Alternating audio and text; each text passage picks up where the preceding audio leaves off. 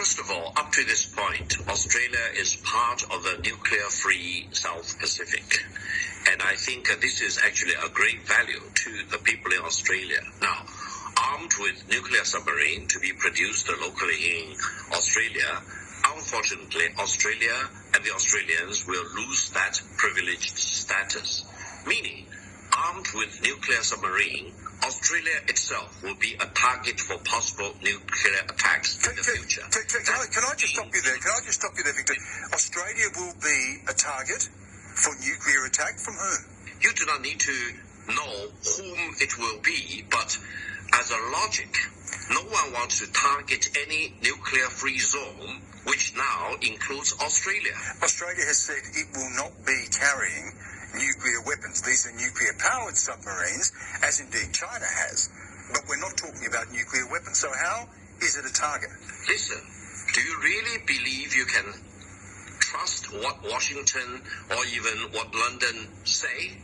I would say the watershed moment will be if Australia is armed with nuclear submarines to be locally produced in Australia. Australia will lose that privilege of not being targeted with nuclear weapons by other countries, and that should be the wake-up call for the Australians, the 23 million Australians. Do you really want to be a target in a possible nuclear war, or you want to be free from nuclear menace going forward?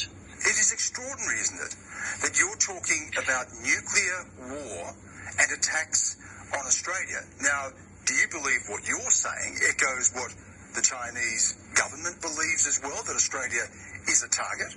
Listen, as a general policy, Australia is not targeted with nuclear warheads right now. Why? Because it is part of the nuclear-free South Pacific region. Now, if the Australian governments want to deprive that privilege from the Australian people by going nuclear with nuclear submarines, that's the wake-up moment for the 23 million Australian. They will lose that privilege of not being targeted with nuclear warheads going forward. As simple as that. Anything you do will have a consequence. This is the most profound consequence. And Australia and the United States and United Kingdom are being accused of violating the Nuclear Non-Proliferation Treaty, which is a gross violation of international law, and it will again have consequences. You mentioned the Nuclear Non-Proliferation Treaty. Australia says it will not be carrying nuclear weapons, and it is working with the International Atomic Energy Agency. First of all, up to this